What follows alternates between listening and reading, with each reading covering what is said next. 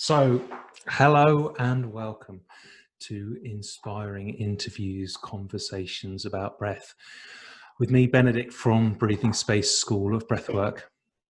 Now, this is a space each week where we invite a well-known breathwork facilitator in to talk about their journey into how they became a facilitator, how they became an inspirational leader, if you like. Now, this isn't the glossy shopfront window advert of the people that we asked to be here. This is the messy, sometimes the challenging and the difficult things that they have gone through. We ask them to share because it's those things that make all of us step into our greatness and into our power.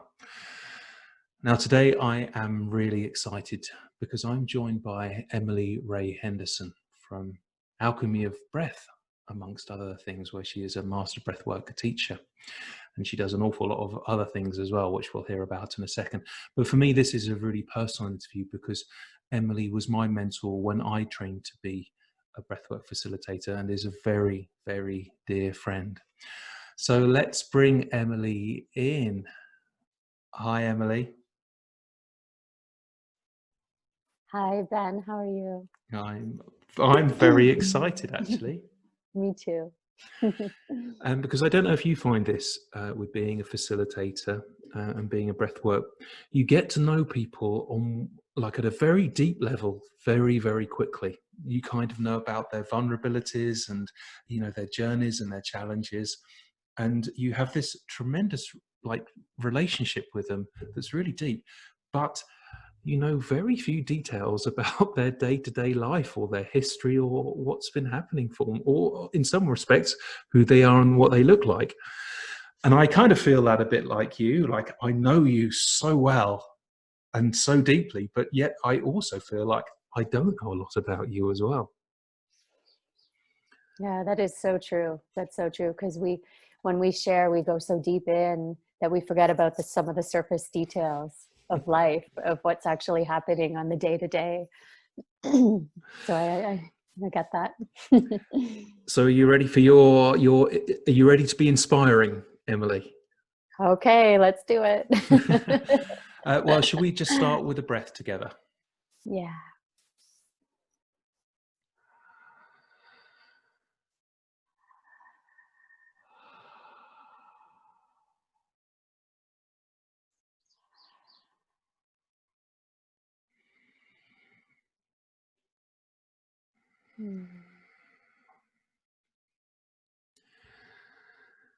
And before we get into the dirty and the messy and the challenges and the long dark nights of the soul, we get to have a peek at the shopfront window of yourself as well. We get to look at the glossy Instagram Emily too. Now, before I invite people onto the show, I ask them to submit a short bio to me, something that people put on their websites or on their Instagram descriptions. And I'm going to read to you, Emily, what you sent to me. Emily Ray Henderson is a certified wellness counselor, a Reiki master, a massage therapist, a 500-hour RYT yoga instructor, and a facilitator with the Kula Collective ceremonial space holder. And she is an Alchemy of Breath master trainer. She uses a compassionate and intuitive approach to integrate mind, body, and spirit to assist people in making change, creating balance, and finding joy and passion in life. Emily loves magic, cacao, dancing, and connecting with nature and the ancient cultures of the world. She has a lightness of heart that is contagious and works gently but deeply with people through their transformation. I like that second part the best, Ben. I'd forgotten I'd written the second part or sent that to you, because ultimately that is really the truth. The enjoying of magic and cacao and dancing and sparkles, and it's like it's that connection to that inner child in the play that I appreciate the most. So that's what I hope to help inspire in a way. Great. My own personal experience of you is very much that lightness and that playfulness and that fun. So I'm really glad that's That's in there. And that is, as far as a polished, beautiful shop front, Emily, that is a lovely, that is a, you know, that looks, it's like a perfect Harrods kind of window kind of display that you got on yourself. But just, is it like that? Is there some darkness behind the curtain there? Well, it's been a long journey, I have to say that. You know, all of those experiences. I really started this 12 years ago. I say 10, but I realized when I was talking with my parents recently that it's actually been 12 years ago that I really started this deep inner journey, which was partly going inside and actually just starting to look at myself for the first time, you know, for the first time in my life. And that's where it all started. Well, you know, I don't think you're right there, Emily. I think it started a lot longer ago than that, which was where we'll start in a little while. But first, I'm going to give you a minute, maybe a minute and a half, to tell everyone in your own words the Emily 101. So tell me about details about where you are, where you grew up, anything that you've got, any details that you would like to share with people. I'm going to give you 90 seconds. Are you ready for that challenge? Yes. Emily Ray Henderson, 101, 1 minute, on your marks, get set, go. Okay, I landed on planet Earth through Toronto, Ontario, Canada. And my parents, luckily, were back to the land hippies. And so they moved back to the land. So I grew up in lakes and trees, kind of where everybody went on vacation.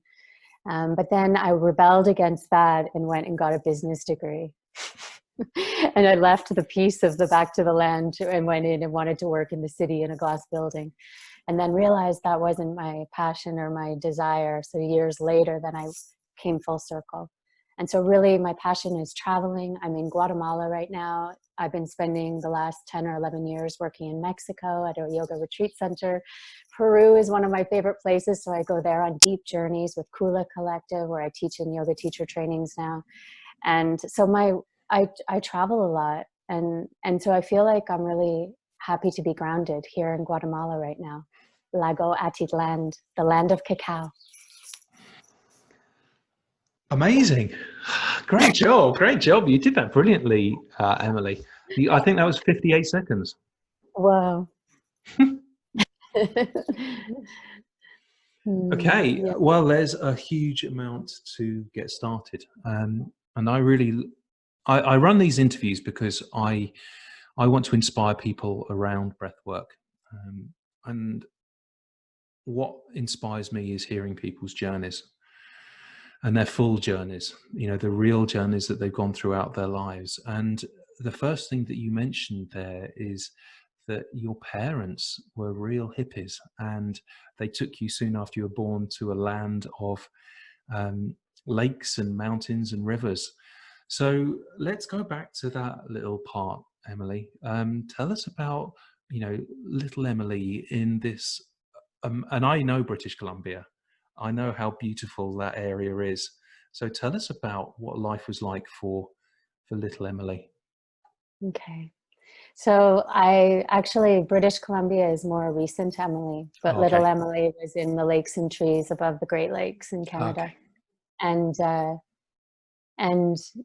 just a really sensitive little girl. Like I remember going to school, like my first memory was 5, and just being terrified in class in kindergarten. And you know, my favorite part of school was nap time. And I remember there was people that I just remember feeling like I was really sensitive, and it was like a big thing. And my mom said that I ran away from school. They had their teacher called, and I had like left class, which kind of is a segue into later on. But yeah. So when I think of my little self, I think of myself out in like the fields, like playing with like the butterflies and the flowers, and the magic, and having a great imagination. I used to like to write stories. Yeah. Oh, that's how, Emily, little Emily, a sensitive girl who loves being out in the fields and writing, and sensitive. I really feel that from you as well, being out in nature and writing stories. And and then the first thing you said was your parents were real hippies. So maybe tell us about your family life early along. Well, um, so my parents had been traveling and had gotten, I think, and it was in the 70s, just disenchanted with the world, kind of like how people are going through that now.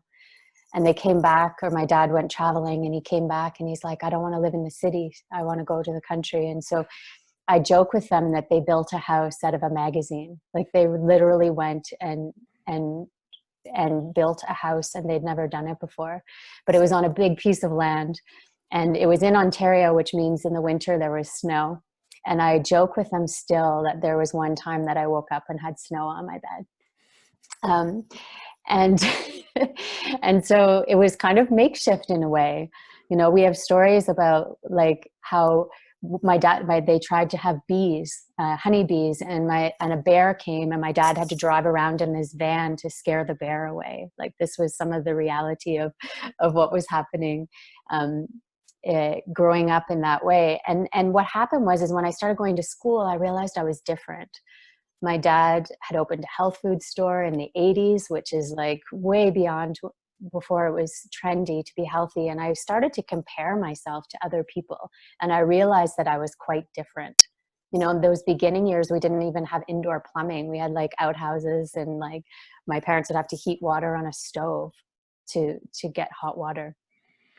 And when I went to start to compare myself, I was like, I'm different. I don't want to be different. And so I automatically started that pulling away and feeling of embarrassment that I wasn't like everybody else. Yeah.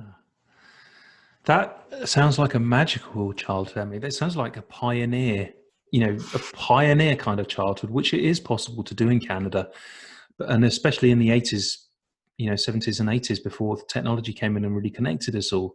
That sounds like you may have had one of the last real times of being a pioneer child, building a house, snow on the bed, and then outside plumbing. Amazing.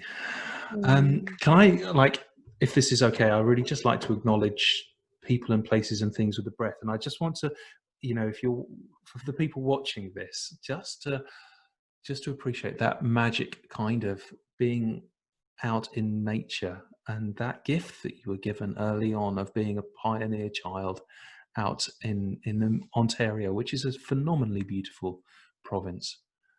Is that okay to just have a breath with that? Please.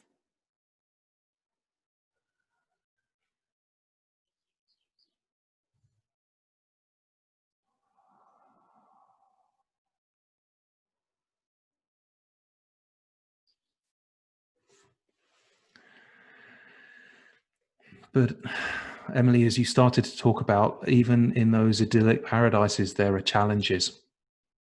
And the challenge for you, it felt like when you started going to school and you started, connecting to a wider community, it was feeling that you were different. So maybe tell us about the challenges that that little Emily really faced. Well, interestingly enough, my parents tell me to this day that we moved because of me. So we went to a house that had normal plumbing, that it was like a regular house that anyone would grow up in. So we have a really good relationship in that way. I think the challenges started to come in when I started to feel like myself fragmenting was when I hit puberty. Um, I had this feeling that I had so many emotions, and I'm sure a lot of people feel this way.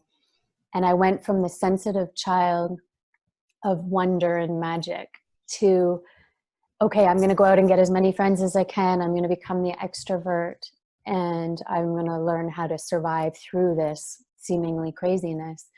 And so there was a lot of moments where I remember just feeling confusion and anger, and I don't know why I had that. I had like a fun high school time. I really did. As a teenager, I still had a lot of fun, but I was starting to get in a bit of trouble. And I just didn't know how to focus my energy. That's really what it was. And I was just like everybody else, going along and making everything up as I went. And then some of it wasn't very positive, you know, in a way that it was like, there was small town Canada, so there's a lot of partying, um, a lot of not being conscious, you know, like just going with what every other teenager was doing. And so I was introduced to a lot of things at a young age, you know, a lot of substance and sexuality, and all of this was really young. So I feel like I lost that, in a way, that innocence pretty young, but it was okay. It was like, you know, I just went with it. But then what happened was, is I went with it and continued that into university. I continued it into my 20s, and I continued, and it feels like that's where I completely had lost touch with myself, never really understanding who I was, and really formed an external surface life, you know, where I was like succeeding on the outside, but there was something really missing on the inside. Okay. That little girl had that. That little girl had that. Okay. Well, before we leave little Emily in her pioneer home, and then the high school Emily in small town Canada, fitting in with everyone, you know, going out partying, I'm guessing. I'd just like to bring in, I'd like you to choose someone that you would like to bring in to acknowledge and to thank. Who inspired little Emily, maybe when she was a little one out with snow on her bed? And is there someone who you would like to just bring in? Then it may be a family member, maybe your parents, but it may be someone else.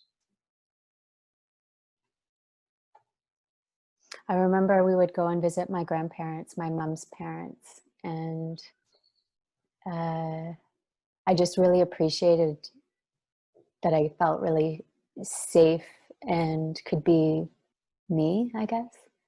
And we would have to travel a couple of hours to the city to get there. And I just have really good memories of doing that. So I guess the memories of family. And what are their names? Phyllis and Bill. Phyllis and Bill, are they still with us, or are they passed on? No, they passed on actually at a young age, like around 12, 11, 12. Yeah. And so the words I think you described is you could relax, or you could be, or you didn't have to pretend with them. Was that right? Mm-hmm. Okay, well, let's have a breath with Phyllis and Bill and all the people that allow us to drop the masks and just be who we really are.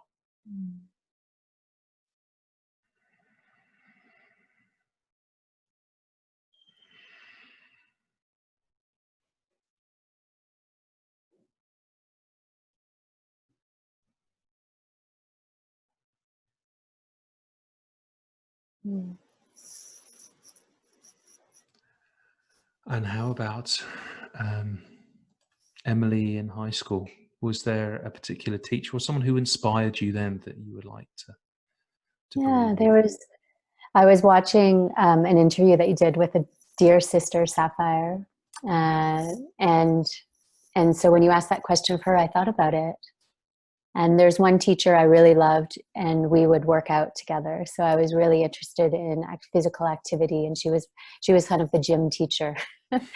And so I was inspired actually by her with aerobics and weights. And it's interesting, I thought I wanted to be an aerobics teacher at one point when I was young. But fast forward, I ended up coming through yoga, and I feel like the inspiration that I had to be healthy physically came from her. And she also helped me to introduce me slowly into like being in the grown-up world, which I really appreciated. You know, she was a mentor of sorts that was separate from family, that really helped me. Maybe it was that one moment where I felt like I had that rite of passage from child to adult, because I didn't feel like I really got that, but with her it was something, you know. It was something. So And what was her name? Laura. Laura. Okay, so this feels like you're, you know, a real mentor for you as a young woman, to inspire you and to guide you and to show you what it means to be a grown up, or become an adult. What does Laura look like, or what did Laura look like? Laura Willis, her name is. She was tall with like blonde short hair, really sporty. She would wear, the aerobics wear that Jane Fonda would wear. Okay, well, let's have a breath to really just acknowledge and to thank to Laura.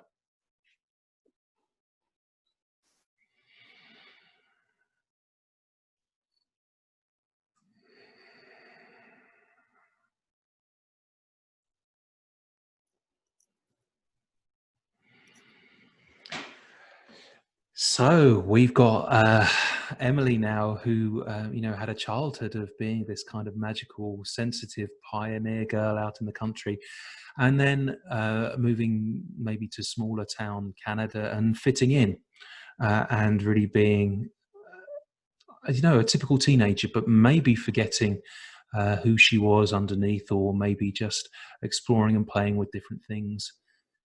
Playing with her sexuality, playing with drugs, being a young person really, and enjoying that, but maybe drifting away from who she really was. And so that carried on into university, you said, Emily. Tell us about the Emily at university. There's one thing I'd love to bring up as part of my bio, which I really reference a lot, and it's in reverence to my dad. He was this idealist from the 60s which was really an opening of consciousness. Unfortunately, when he was traveling, he missed that big Woodstock festival of 1969. Mm-hmm. And so as a kid, we would sing and dance together as a family, and we would play that movie all the time. So in that way, I was introduced to mind-altering ways at a very young age, which interestingly enough, my dad has come full circle, and now we go and work together with plant medicine in Peru and have together in BC. And so I feel like that opening has really helped me to really be open my whole life. So I really appreciate that. And it also led me down to experimenting probably with lots of different things, which probably wasn't helpful earlier on. Mm-hmm. But so that's what happened, is like really university for me wasn't about like really learning or being inspired by content. It was about continuing to want to just be friends with, share. And, maybe that's where I was starting to learn how to be in community, or to, because that's really still very important to me. But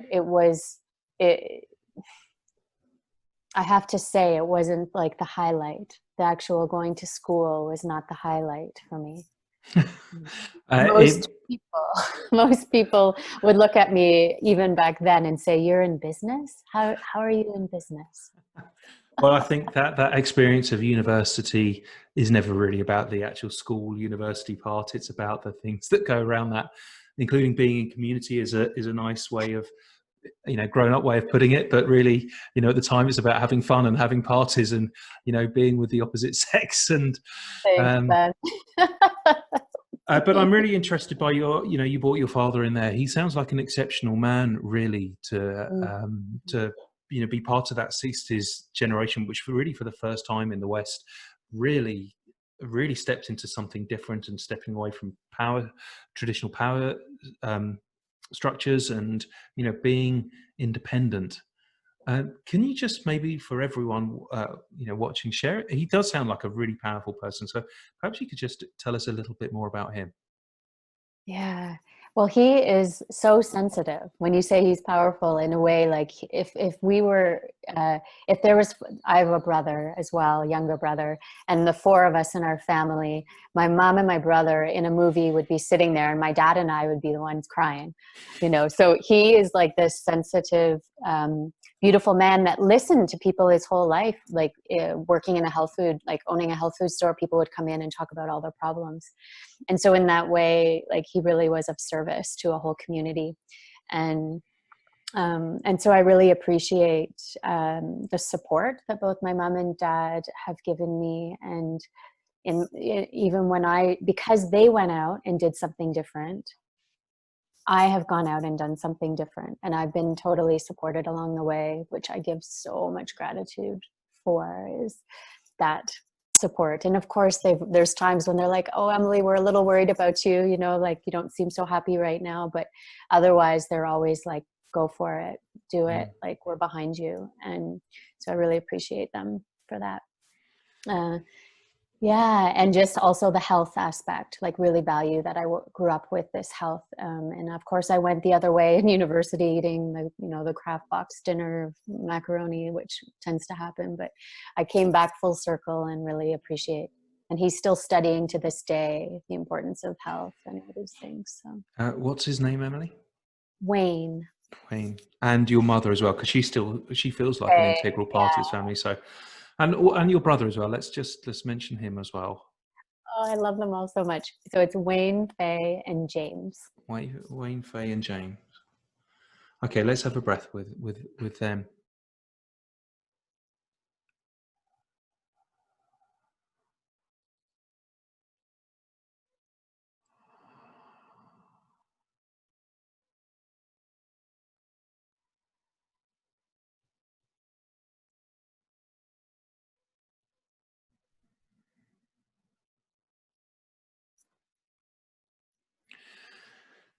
I know, I really do feel them, Emily, in you.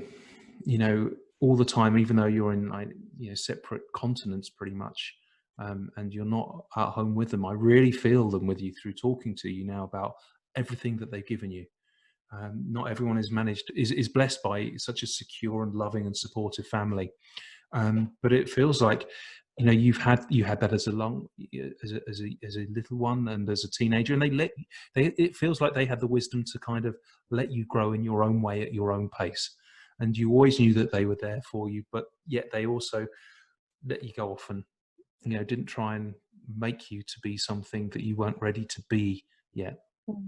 Yeah, thanks for saying that, because if there's moments where I felt like I could have used more guidance from them, but then when I talk to my mom about that, or my dad, they're like, Emily, you wouldn't have listened to us anyway.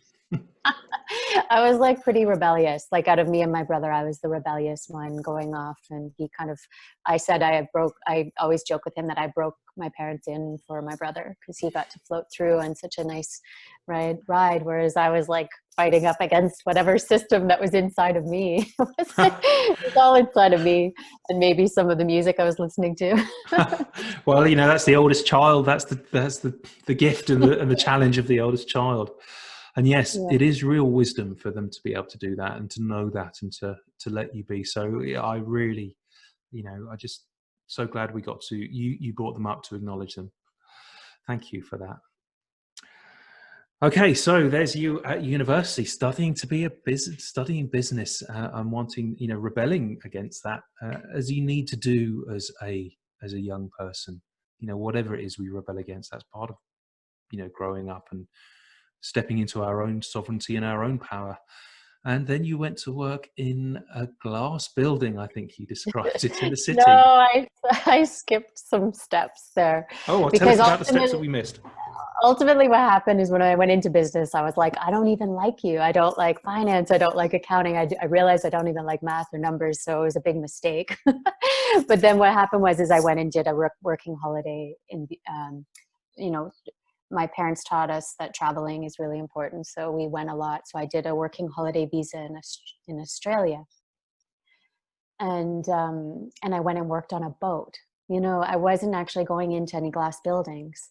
I didn't get to glass buildings until I came back from that. I'd met a partner, and we were together for 10 years. I came back to Canada for that.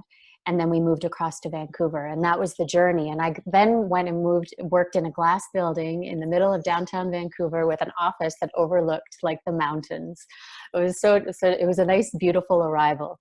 So then I got to really test it to see, okay, do I like this? Do I like this kind of experience?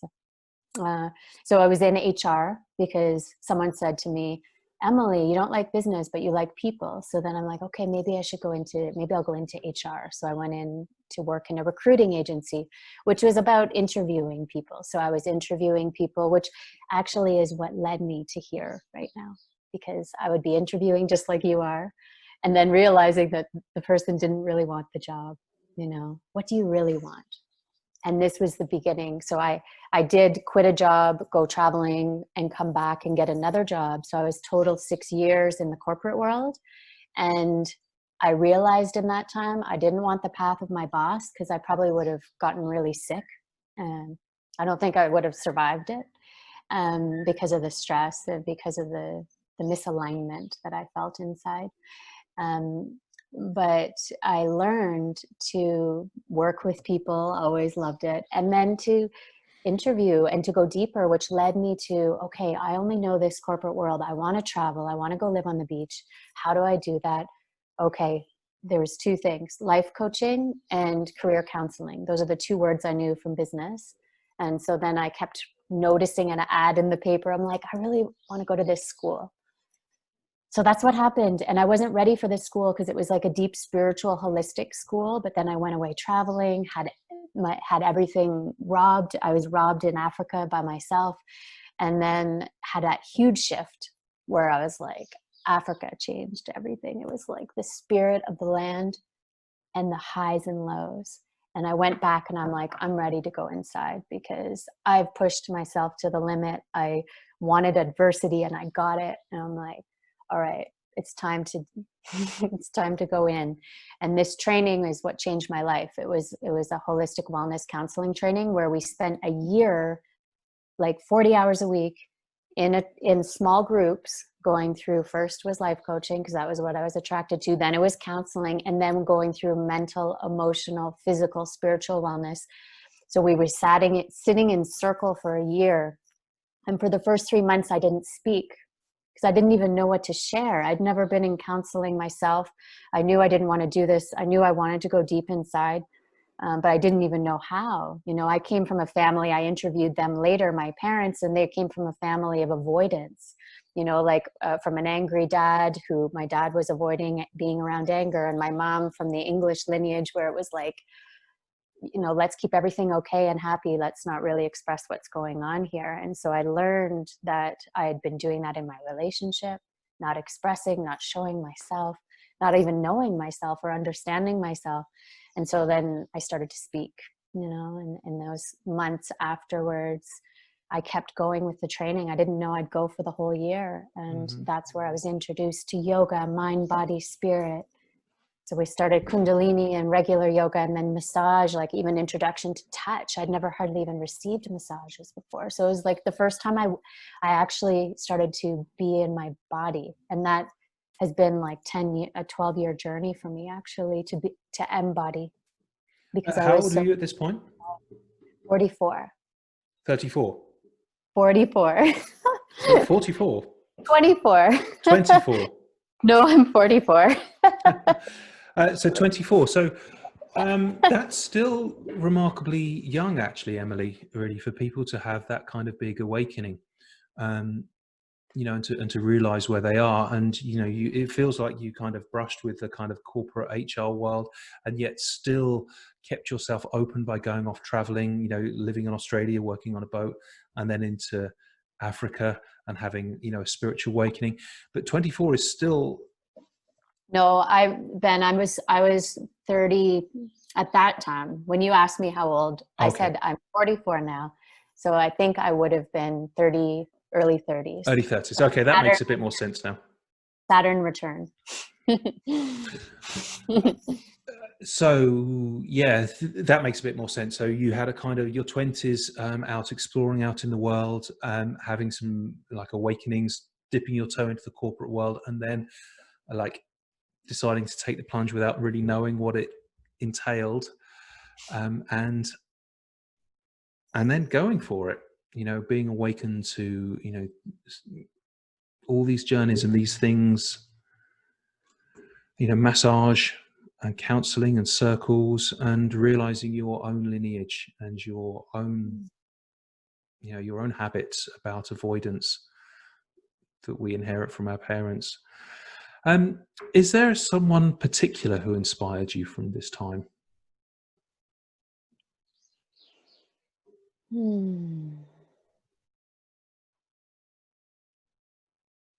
This was a really, if we were to go back to that time I was in the training, it was like I was opening to, imagine it, those moments what first even opening to spirit. And so I remember a really powerful book, The Power of Now, or not The Power of Now, but A New Earth by Eckhart Tolle. He did a online book club with Oprah. And I did that for the first time. And that, I think that book like really helped me to really start continuing to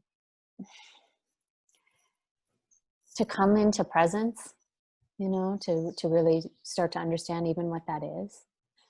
You know, looking back, my parents, our shelf was filled with, you know, self-help books. And I read, you know, some of the greats earlier in my life because they were about adventure, because I love adventure and travel.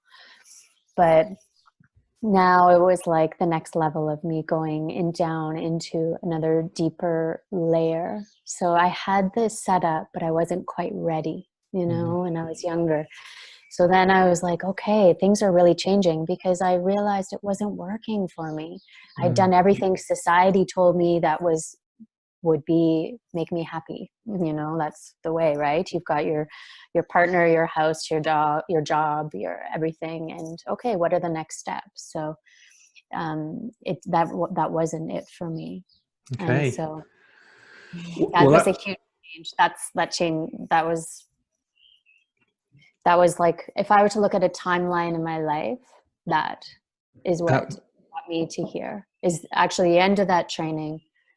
I split up with my partner. We moved to different sides. I went to Mexico because I'm like, I don't want to be here. I don't want to be in a box in a city. And so I found this retreat center called Present Moment Retreat. Interestingly enough, it is called Present Moment.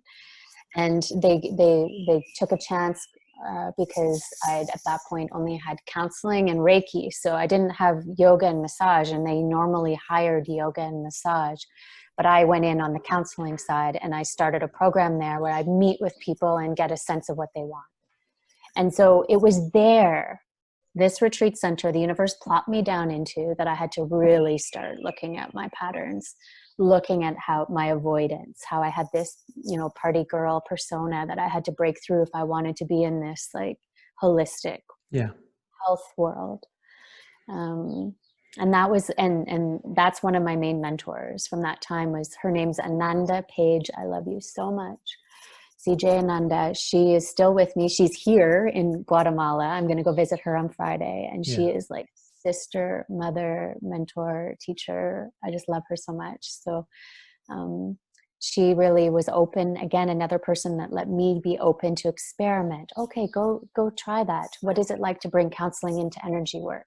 To bring in more of a somatic experience? Try massage, even though you haven't done training in it, try it. Okay, then maybe go and take some training. You know, it was like very much like that. And so I had that 10 years in this little place where I got to journey inside of myself and look at what wasn't working, how I would go constantly externally for love, for satisfaction, for when ultimately it was coming back to, I have to go inside. It's all inside of me. Like I am that magic, but it's like, I was always like wanting to find it outside of myself. And so that was such a big journey. That's like the hard part for me. I went through a lot of painful experiences because of that illusion that it's outside of me. Which I needed to do. I needed to go through the pain to be able to like come out, and I still experience and feel that. It's like, I just feel like it goes faster. Like, okay, once you learn all the lessons and you probably understand, then you get bored of the lesson. It's like, all right, I know that's going to create pain. I'm not going to go there.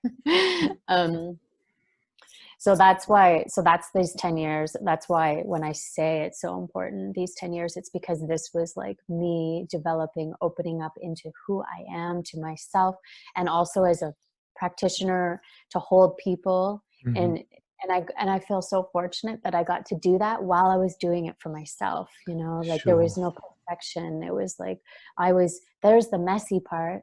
It's like, that I was being messy, but also helping other people, trying to, and it worked. Mm-hmm. You know, that we helped each other somehow. So I've so much gratitude for all the people I got to work with at this retreat center, because yeah, we got to do it together. I don't know if they realized that, but I really feel like it was a partnership. It does. That feels like a magical journey, actually, Emily, from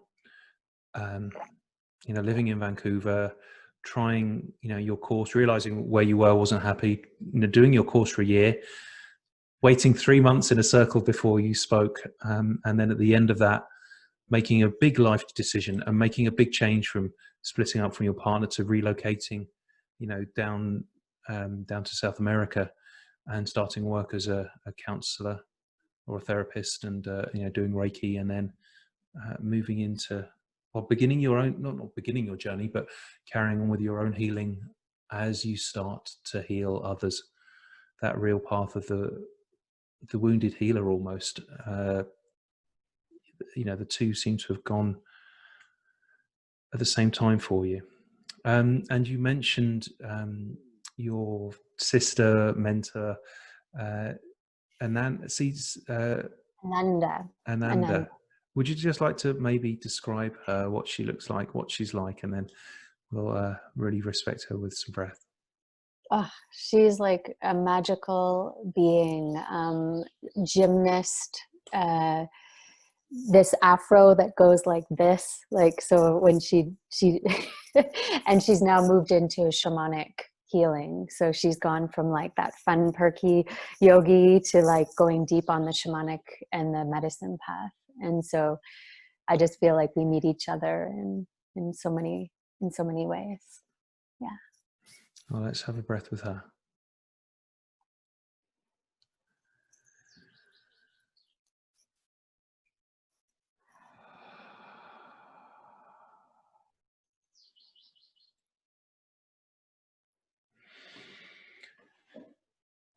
Now, one of the things, Emily, that I really like about you is that although it's really clear for anyone who's been around you that you have gone on this kind of deep journey inside, and you kind of started to, resolve or heal or just address or just acknowledge, the patterns and the wounds that you have in yourself. You talked about running away, but yet you still maintain that lightness and that laughter and that fun and that kind of almost pixie fairy energy, which I just imagine that you also had as a, in your 20s and in your teenage years. You still have that kind of joy and energy and delight and fun as well.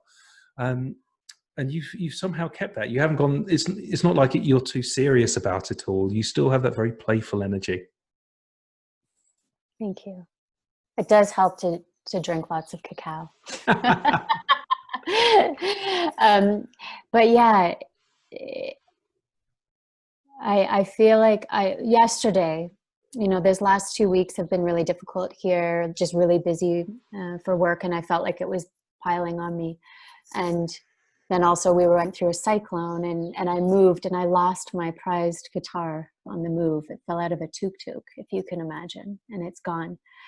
So yesterday we gathered as a community and had a kirtan, and there was one of the guys that was singing was like,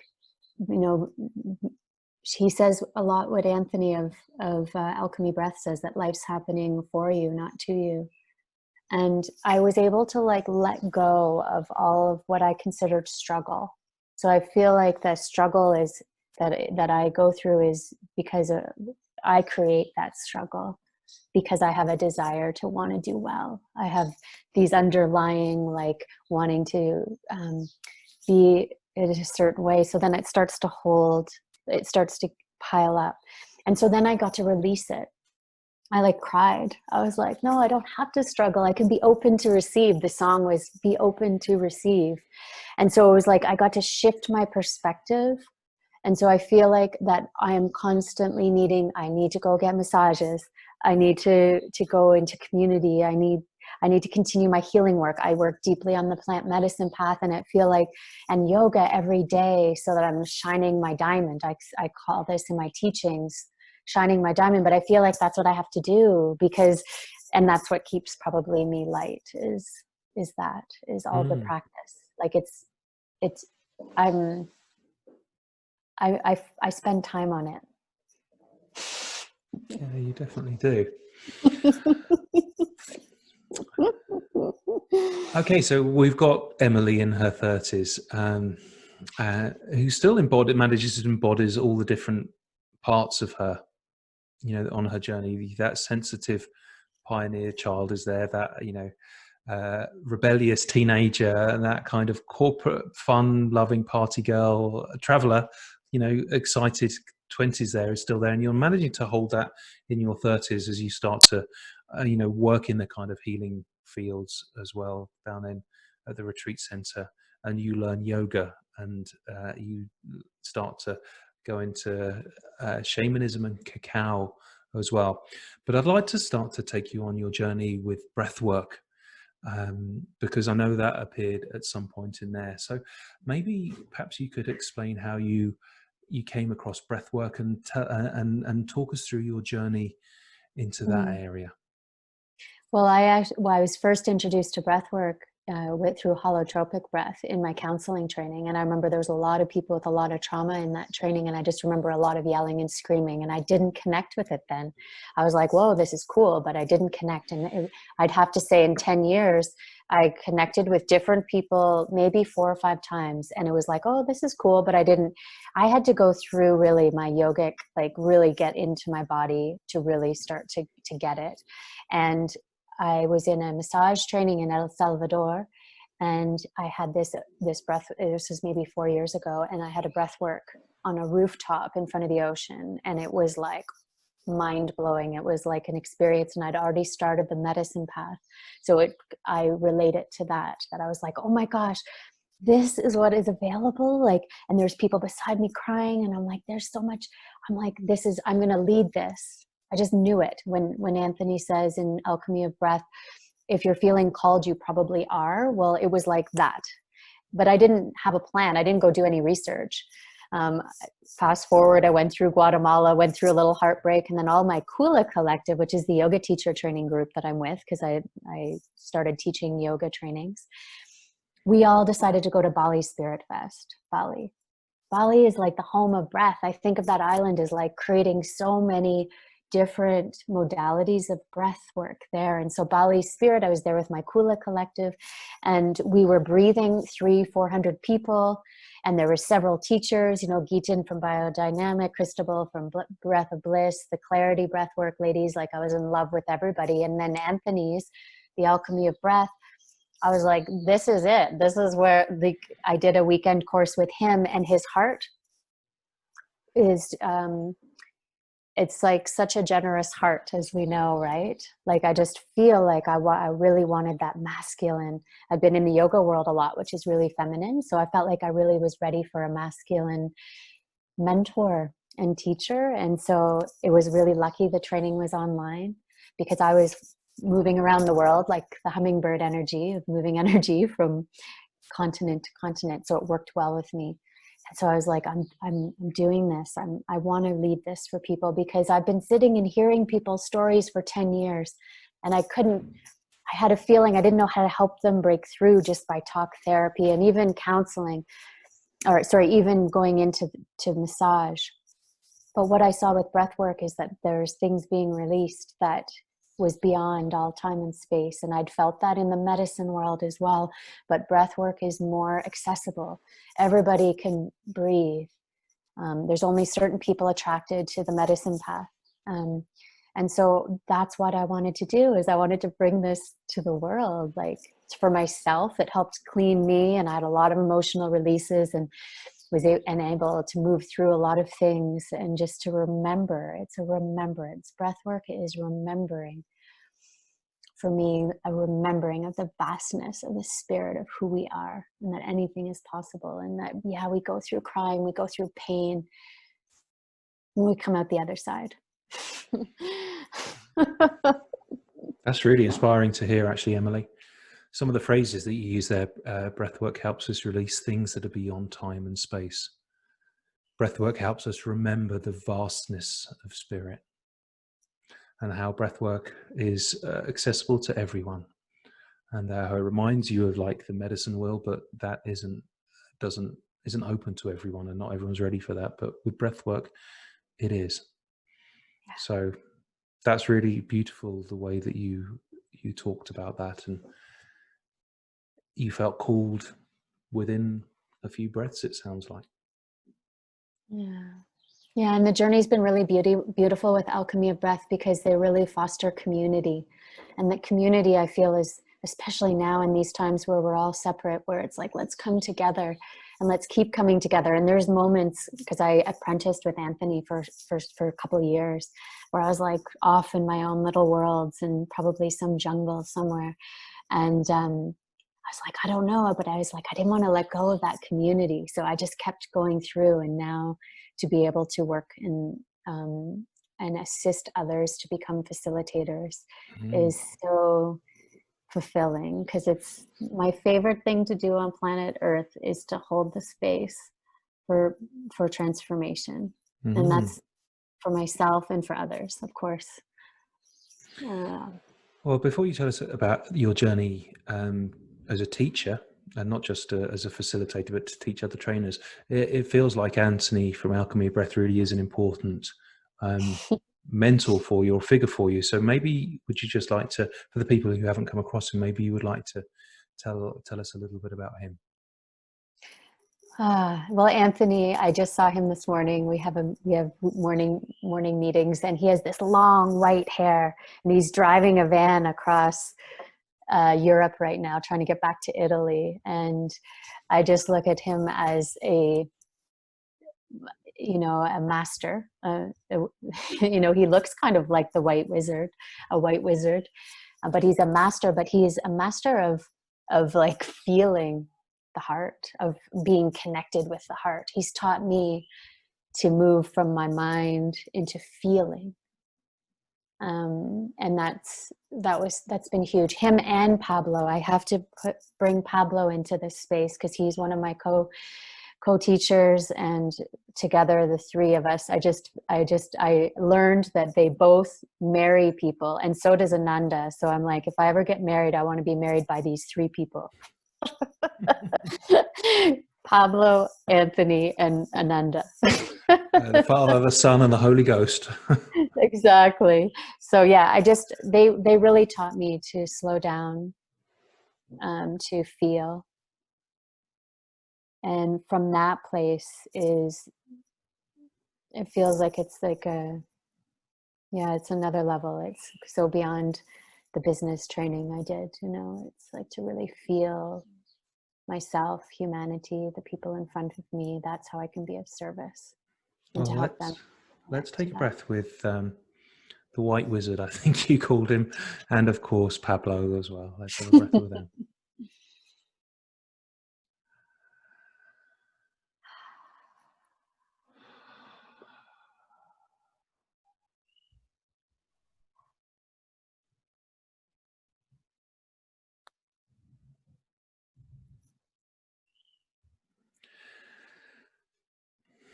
So let's just quickly talk about your journey, and your journey from being a breathwork facilitator to be a breathwork trainer, where you're training other facilitators as well, has been quite quick. So maybe tell us about your journey as a facilitator and then as a teacher and trainer. Maybe tell us a bit more about that journey.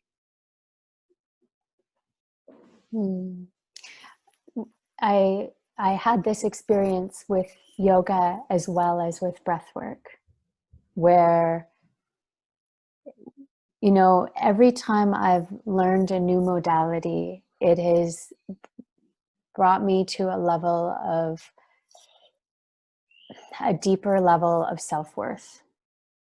And can I do this? And will people want to hear me? And every time I've learned a modality, I've had to go through those, like, am I good enough? All those deep beliefs that kind of shake my confidence, shake my That third chakra, like activating self, the self-esteem. And so it feels like that journey was a sensitive one where, the first time I taught a yoga class, I was like, okay, yeah, like my voice, I'm speaking out loud. Like, am I speaking loud enough? Because I have a soft voice, all these things. And so I went through all of that of like, to then just continuing to do it, to continue to show up. And I had to plot myself in a retreat center, the universe, my higher self, whatever it was, so that I was not forced, so it was like, okay, Emily, we're going to put you on the schedule.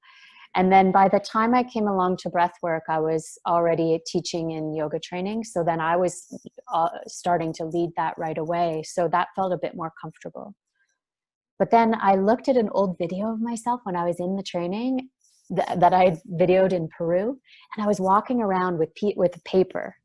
Like I was leading a breathwork by walking around holding paper. I was like, I guess that was my security blanket, because I was still like stepping into that. So I was like, okay, I'm going to delete that video.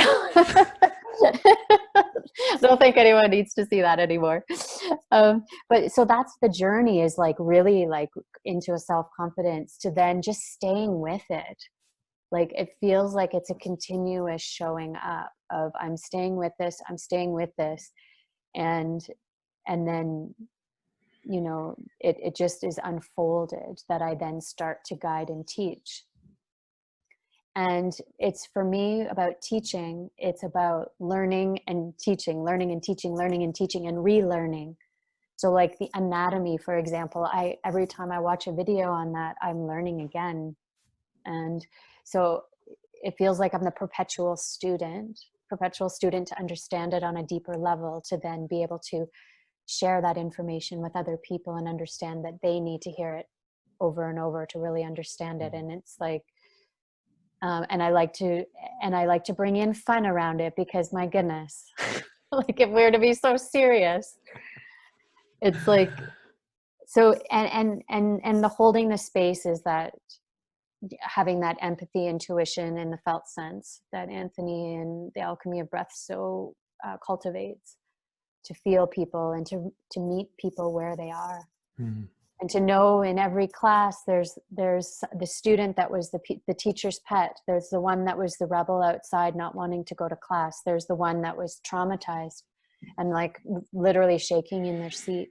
And so like in every class there's everybody, and how do I meet everybody? And yeah, I feel like even the most recent class I taught, my T9 class, which we just did an online breath camp for, I loved them because they were like stepping up and go, Emily, we want this deep, we want more. And I was able to go, because then I went more deeper. So I really thank my students for helping me go deeper and notice it when I'm skating across, okay, comfort levels and surface, that it's time to like go now down another level. And so that to me is teaching people to be facilitators, whether it's yoga or breath work or anything.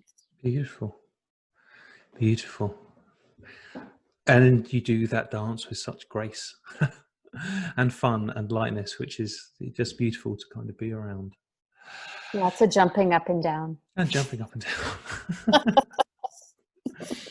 Well, we're drawing towards the end of our hour, Emily, together. So it sounds like, your life now is really in service to breath work and to the medicine wheel and to yoga. And you do this all around the world, in Guatemala and, down in Peru, and obviously with Alchemy of Breath.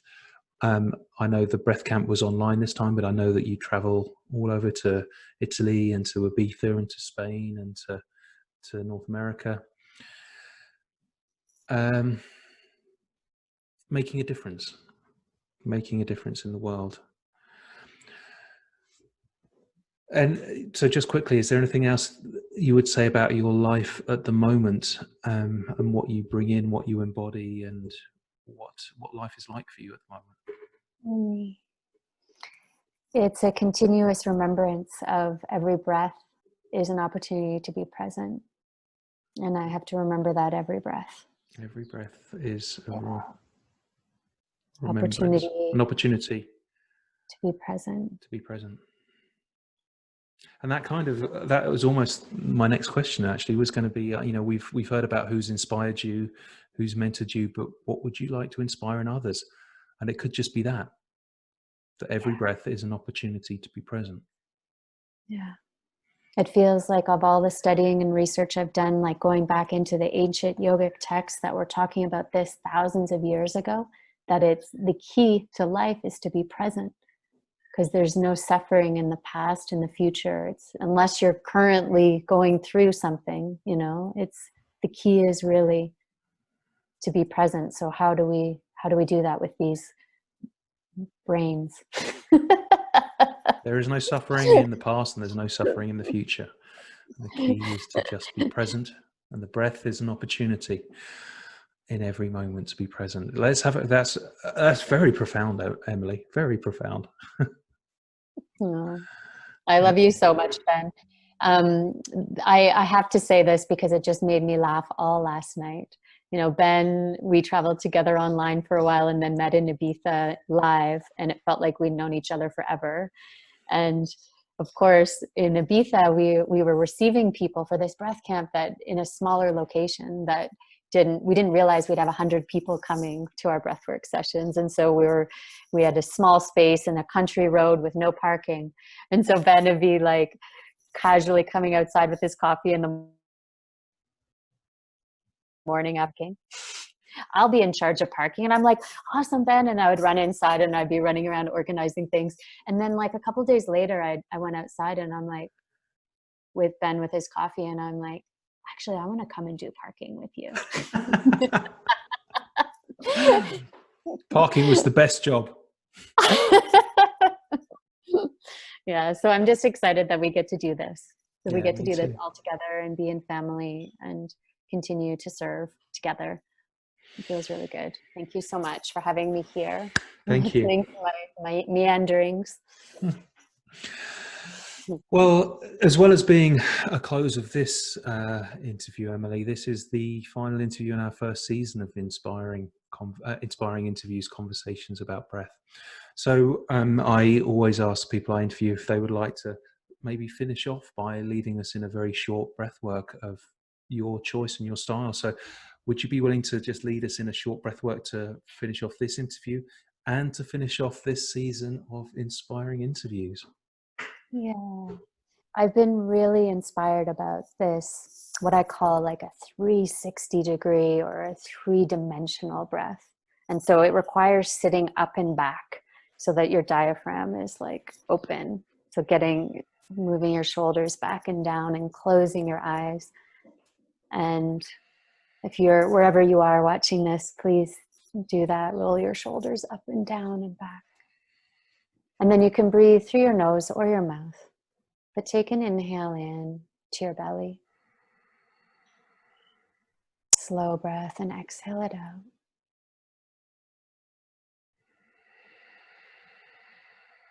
Inhale again into your belly, but also into your low back. So send the breath to the front and back. Maybe into your pelvis. Exhaling. And do this one more time. Feel that your whole body is blowing up like a balloon. And now bring your hands to your ribs and expand your breath into your ribs so your ribs go outward. Exhaling. In your next inhale into your ribs and into your middle back.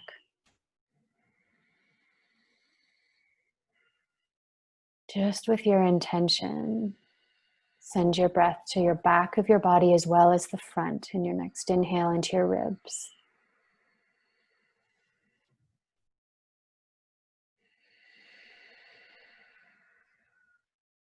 And now bring your hand to your chest and inhale into your chest.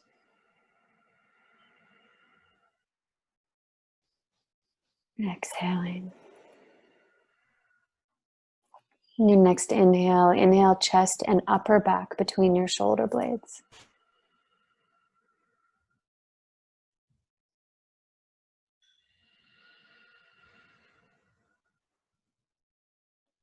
Now bring your one hand to your belly, one hand to your chest. And this time, inhale into your belly, slow breath, ribs, chest, and then all the way through the back of your body.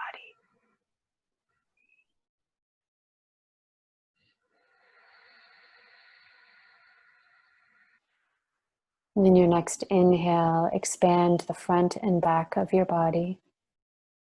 Like Mr. Stay Puft Marshmallow from Ghostbusters, if you remember that character. Blow up your whole body. Imagine your big balloon, your whole torso, expanding front to back.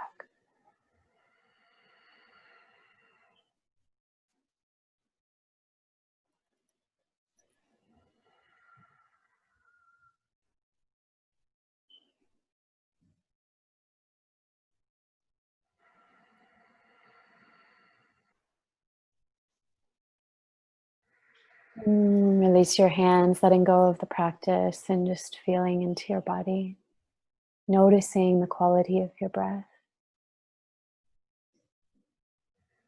noticing how you can bring in more breath into more parts of your body anytime you bring your intention there. So when you stand up and walk away from this computer, bring breath into your whole front and back of your body as you do so. Thank you.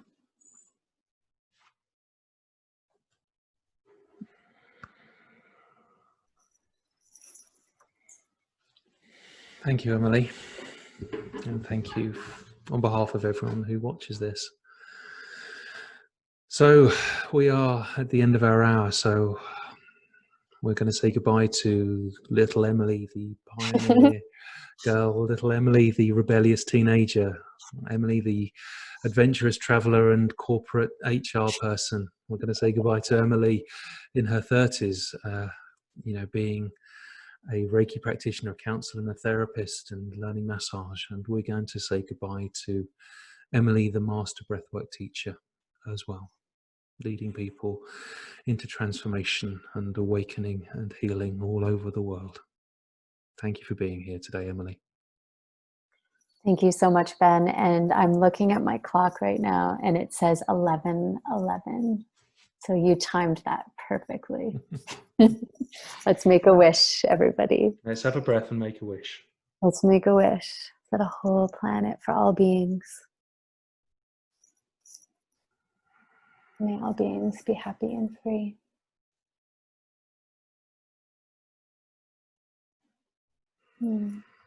Thank you so much.